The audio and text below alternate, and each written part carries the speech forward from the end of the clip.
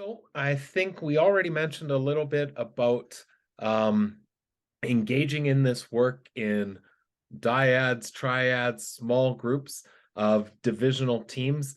And again, we'll go back to that Holy Spirit example from Holy Spirit Catholic schools.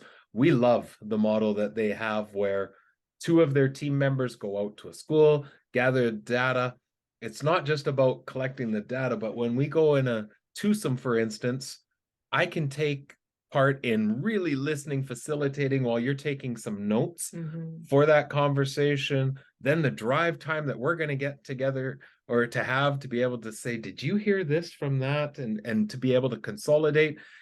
But that's also starting to build a relationship for us as well. And I think if you can be purposeful with intentional questions yeah. that you're going forward with. But for a new person coming in to be able to have that experience, I think that's going to build up their relationships all that much quicker at a district level as well. And then when I, as a new central office individual, are coming in with Lorna, who's established, that again is just giving me really instant credibility in those school conversations that I'm part of the team, I'm learning, I'm listening as we go through. So I think that one's really important, that shadowing opportunity, but that it's not coming in just quiet and watching, that you're actually involved as part of that process. I think the other thing that really can help when you're thinking about those new leaders is really establishing your assessment plan. We talked about this in earlier podcasts as well, but really as a district, having laid out those expectations around assessments and the data gathering that you're doing and how you're looking at that alignment with your strategic plans and your areas of focus.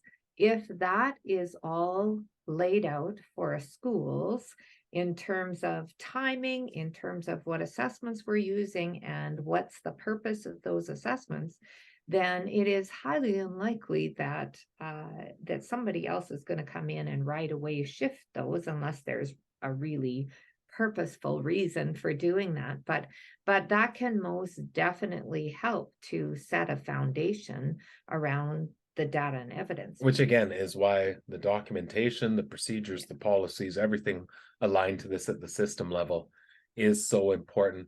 I also think that we've mentioned it before, the use of that WeCollab software, the system, where we can start collecting notes on schools and the supports that we're providing and what's working and not working.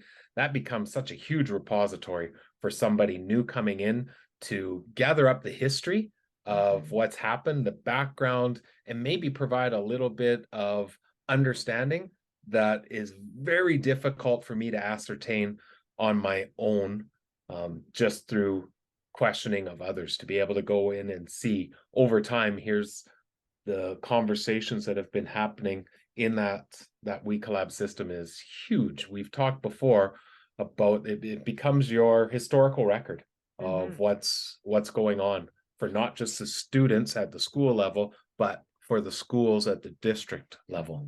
This question is brought to you by WeCollab. Designed by educators for educators, this comprehensive digital system aligns with the foundational components of collaborative response. Moving from conversation to action, WeCollab empowers classrooms, schools, and systems to provide the very best response for each and every child by informing action-based decision-making with data and evidence supporting student success.